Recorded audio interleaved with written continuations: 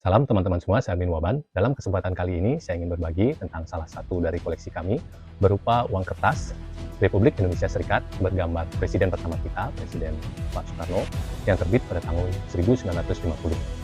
Sebelum saya membahasnya, saya mohon dukungan dari teman-teman semua dengan subscribe, like, dan klik loncengnya untuk mendapatkan notifikasi video kami selanjutnya. Apabila ada masukan berupa kritik dan saran, mohon kirim di kolom komen. Terbit di tengah kekacauan sirkulasi uang yang beredar di tengah masyarakat, sukses menyeragamkan mata uang tapi beredar dengan singkat. Perjuangan sudah menuju titik akhir. Konferensi Meja Bundar atau KMB di Den Haag, Belanda pada tahun 1949 menghasilkan pengakuan kedaulatan Indonesia oleh Belanda. Tapi masih ada yang mengganjal. Sejumlah kesepakatan KMB tidak menguntungkan Indonesia. Ekonomi Indonesia pada tahun 1050-an ada 4 masalah kontroversial yang kemudian mengganggu hubungan Indonesia dan Belanda. 2 masalah politik berkaitan dengan pembentukan Republik Indonesia Serikat atau RIS dan status Irian Barat atau Papua. 2 masalah ekonomi yang menyangkut pengambil alihan utang pemerintah Belanda di Indonesia dan terus beroperasinya bisnis Belanda di Indonesia. Mencapai kemerdekaan politik tanpa kemerdekaan ekonomi menghadapkan pemerintah Indonesia pada masalah yang serius, lantaran tidak dapat mengawasi segmen-segmen penting ekonomi Indonesia. Gerak para pembuat kebijaksanaan Indonesia sangat terbatas.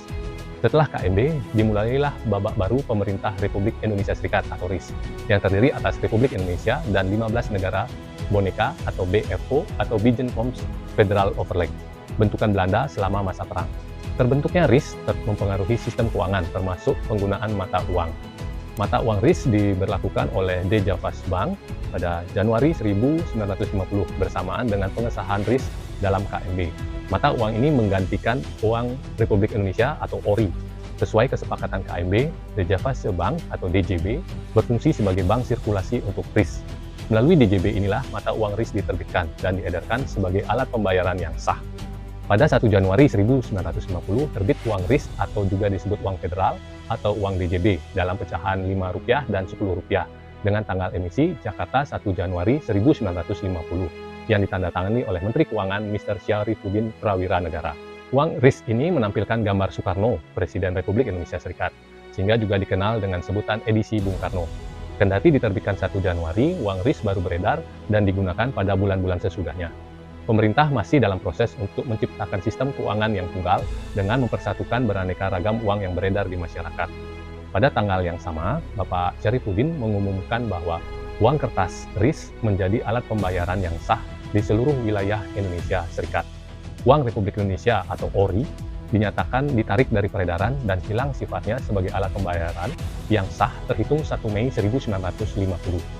Selama tenggat waktu itu, ORI masih berlaku sebagai alat pembayaran hanya di daerah di mana uang tersebut diproduksi. Menyeragamkan mata uang ini dilakukan untuk menghapus peredaran berbagai jenis mata uang dengan nilai tukar yang berbeda-beda. Bahkan banyak pula yang palsu. Selain ORI dan ORIDA, beredar pula uang Nika. Selain itu, Syarifudin mencetuskan kebijakan moneter yang dikenal dengan istilah gunting Syarifudin. Uang kertas lama DJB dan mata uang Hindia Belanda pecahan Rp5 ke atas digunting menjadi 2 bagian. Kebijakan ini bertujuan menekan inflasi dan mendorong ekspor dari pelaku usaha dalam negeri. Tindak lanjut dari penyeragaman mata uang dilakukan pada 27 Maret 1950. Pemerintah Republik Indonesia Serikat memutuskan menukarkan ORI maupun ORI daerah dengan uang RIS. Kurs penukarannya 1 gulden RIS setara dengan Rp125 ORI, sedangkan ORIDA disesuaikan dengan kondisi tiap mata uang. Namun penukaran dari ORI ke mata uang RIS tidak semata-mata berjalan seketika. Di Keresidenan Malang misalnya, penduduk masih menggunakan ORI sebagai alat pembayaran. Sementara perusahaan jawatan pemerintah yang mendistribusikan barang-barang kebutuhan rakyat hanya menerima pembayaran dalam bentuk uang RIS. Untuk mengatasi masalah itu, Sekretaris Presiden Arwoko mengirimkan telegram kepada pemerintah RIS pusat di Jakarta untuk meminta dispensasi agar diizinkan menunaikan pembayaran dengan ORI. Tindakan ini perlu untuk menolong rakyat mendapatkan barang-barang yang dibutuhkan. Masa penukaran uang dibatasi hingga 21 Juni 1950. Setiap orang hanya diperbolehkan menukar maksimum 50 gulden. Sisanya harus diserahkan ke Bank Nasional Indonesia untuk dibekukan. Hasil penukaran ORI dengan uang DJB yang baru diperkirakan hanya mencapai 60 juta gulden. Jumlah tersebut amat rendah karena sebagian uang ORI telah dipalsukan selain adanya pembatasan penukaran hingga 50 gulden saja itu. Dengan peredarannya uang RIS, berakhirlah kekacauan sirkulasi uang yang berlangsung sejak lama. Selain itu, tercapai penyeragaman mata uang. Kebijakan ini bertujuan untuk penyehatan atau pembersihan mata uang rupiah.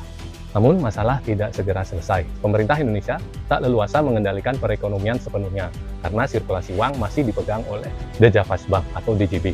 Apalagi DJB sangat tergantung pada pemerintah Belanda. Wacana nasionalisasi DJB pun mengemuka. Setelah serangkaian langkah persiapan, tindakan nasionalisasi akhirnya diambil Menteri Keuangan Sumitro Joyo Hadikusumo, termasuk juga masalah hutang sesuai perjanjian KMB, tanpa menghiraukan Belanda. Saya nasionalisasi bank itu dan pecahlah protes. Tetapi saya bisa mengatakan, saya sudah berkonsultasi dengan Anda. Sejak itu, masalah keuangan diputuskan oleh Dewan Keuangan yang diketuai oleh Menteri Keuangan, di mana ahli-ahli Belanda tidak diizinkan hadir. Kendati Belanda berusaha mempertahankan kekuasaan atas DJB, nasionalisasi berjalan mulus. Nasionalisasi dilaksanakan dengan membeli saham-saham DJB dari para pemilik di dalam maupun luar negeri. Pada Desember 1951, DJB resmi dinasionalisasi, yang kemudian menjadi Bank Indonesia. Sementara dari sisi politik, bentuk negara serikat memicu pertentangan antara kaum federalis dan unitaris, yang antara lain mewujud dalam sejumlah pemberontakan di daerah. Situasi politik dan gangguan keamanan itu tentu berpengaruh terhadap stabilitas ekonomi. Maka pada 17 Agustus 1950, pemerintah Indonesia menyatakan RIS bubar. Bentuk pemerintah kembali Negara Kesatuan Republik Indonesia. Penggunaan mata uang RIS menyusul kemudian. Setelah RIS dibubarkan, istilah mata uang Republik Indonesia Serikat juga berakhir, walau sebetulnya mata uangnya sama-sama rupiah. Demikian pembahasan salah satu dari koleksi kami berupa uang kertas Republik Indonesia Serikat dengan bergambar Presiden Soekarno yang terbit pada tahun 1950. Sebelum saya tutup, seperti biasa saya mohon dukungan dari teman-teman semua dengan subscribe, like, dan klik loncengnya untuk mendapatkan notifikasi video kami selanjutnya. Apabila ada kritik dan saran, mohon tulis di kolom komen. Sekian dan terima kasih.